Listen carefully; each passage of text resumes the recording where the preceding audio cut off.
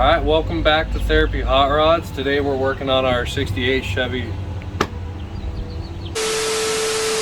Today we're working on our Chevy C10 again. Trying to get all the rear suspension sorted out. All the footage you're going to see was from the night before. It got pretty late and the intro I had filmed didn't pan out. It was Chevy heavy half-ton parts. Oh, god damn it. That is a tongue twister, isn't it? So dark you couldn't see it, so reshooting it today. But we got the rear end lowered, we got the new tires on it, lowering blocks, shocks. Just kind of was going through the rear suspension this week and making sure everything was okay.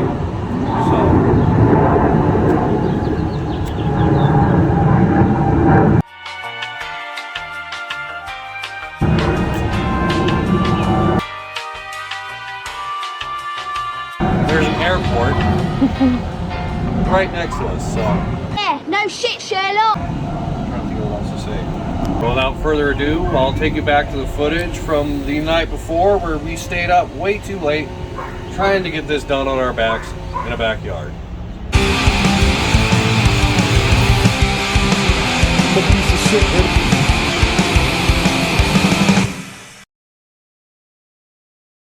So I got the wheel off. The problem right now I'm running into is the U-bolts have been on there so long and they're so tight that I literally snapped my ratchet in half trying to get it off.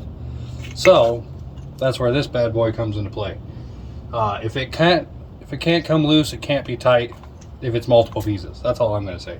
So we're going to go ahead and cut this off so that we can go ahead and get our lowering blocks in and go from there. After that, we'll knock out the 5-stud conversion.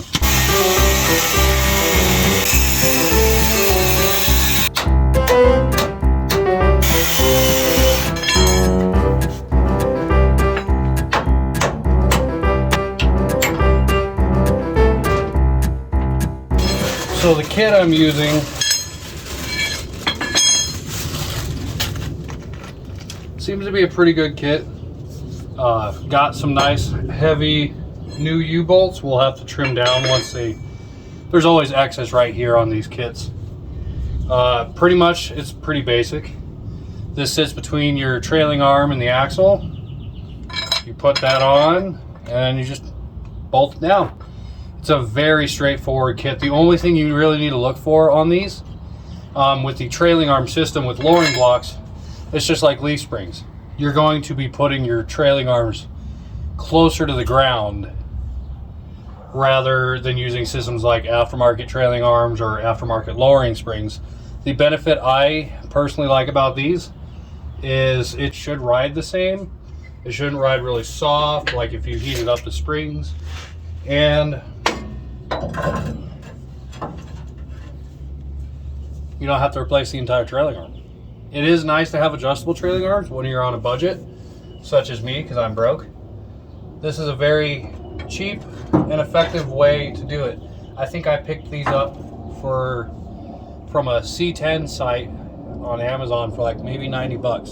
So give it a whirl. One thing to keep in mind is you will either have to have your trailing arm or this bad boy shortened or lengthened depending on if you go up or down, so that way your axle stays centered. That's the pan hard bar, by the way. I'm dumb sometimes. Let's get it in.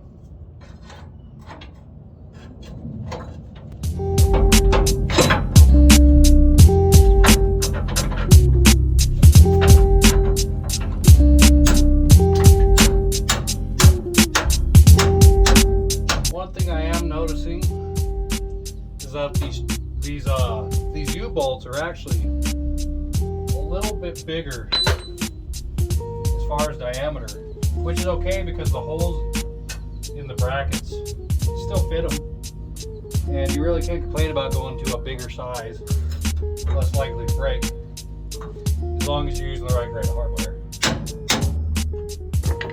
Now I opted for a 2-inch kit, but you know how Amazon is, so I ended up with a 3-inch kit. There's a possibility these might have to be changed out if we end up sitting too low. But I'm also putting a tire that's, I'm running 29-inch tall tires now and going to 31 by 10.5. So, yeah. Oh, we got one more bracket. We're also replacing the shocks while we're at it with a nice set of Monroes. Just because we can.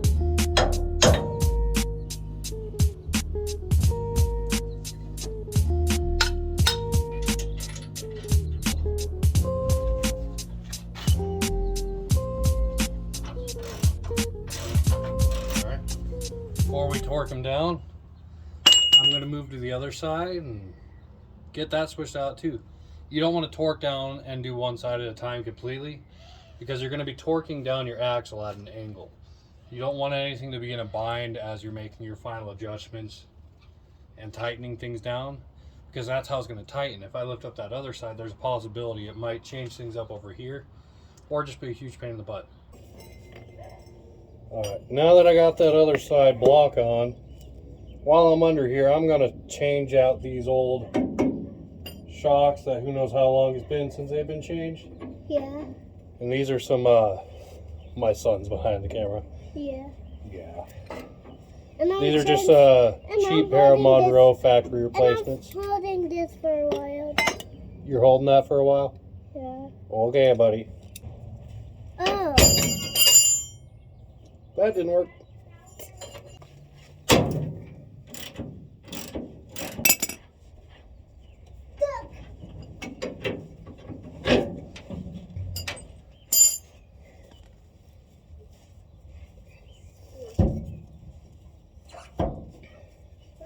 Yeah, that's not really good anymore. Dad, where's the truck? It's still dirty. It's still dirty. Yeah. Yeah, it's a little dirty, but those shocks up there are good, buddy. Those are new. Ow.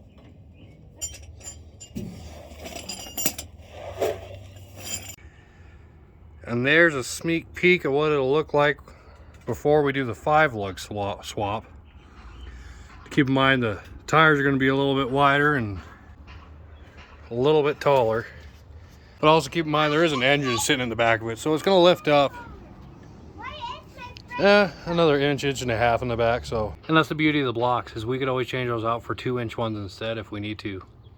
Jackson, go inside. There's food, buddy. Oh, run, pizza. Run.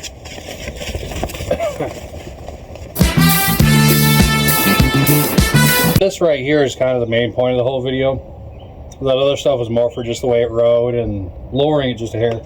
This is a 5-bolt rear end out of or 5-lug out of a mid-70s Chevy C10. This is a heavy half-ton rear end, but I did not want to go through changing over to leaf springs. I liked the trailing arms myself.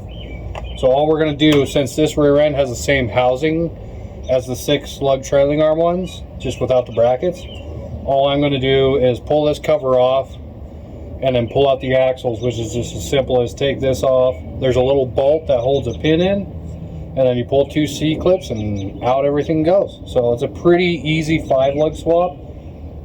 If you're wanting to do one to a C10 that's rather cheap, picking up a rear end and switching it out, or if you don't want to mess with that, you could just switch out your 6-lug axles for 5-lug. The 5-lug axles do make the rear end a little bit wider, but usually not something you have to worry about too much. So once you get the cover off, you'll see that is the bolt you need to take out that sets this pin. Then you simply just knock the axles together a little bit. Once the pins are removed, it'll allow them to go in farther. And there's a little C-clip in there. You just pull that bad boy out and out goes the axles. I would mention that right now, if you're taking apart your axles, this would be the perfect time to inspect your bearings.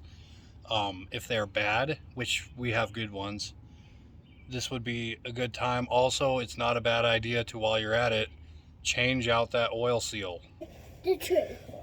Shh, gotta be quiet, okay? Shh. Okay?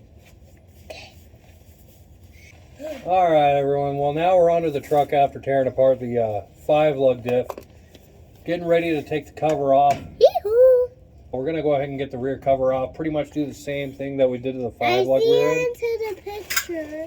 Pretty much gonna do the same thing that we did to that 5-lug rear end. Take the cover off, spin it, and find the bolt holding the pin in. Pull that out. Push the axles in. C-claps will fall out.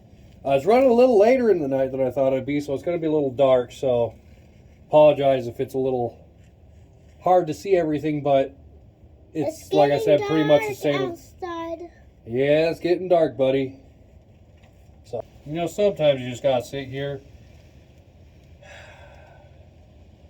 contemplate what your life choices led you to be here, under a truck, pulling a diff cover off. All right, here we are.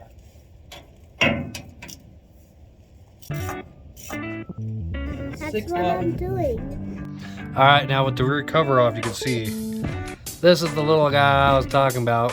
This little bolt holds that pin in and does not allow it to come out. It's just a bolt with a long long non-threaded piece on the end of it. And then to take out the pin, you just reach up in there. You're gonna want to gently pull on it, push on it from one end, and you can just easily pull it out on the other. And then from there, you can take, push in the axle, and boom. There's one side, and then you just, sometimes you gotta spin them around a little in there, but boom. 2 axles. Now we're gonna get out from underneath the truck, and I'll show you how we take the axle out. All right, now it's as simple as just pulling out the axle. And then to put the axle in,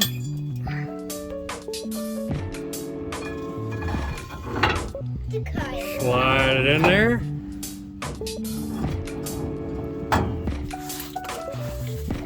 It'd be easier if I wasn't holding a flashlight in my mouth and camera in the other, but you're just gonna find the hole and put her right in. Simple as that. That's a horrible video. Right, buddy? Yeah. Right. Sorry, guys. It's nighttime. Stop!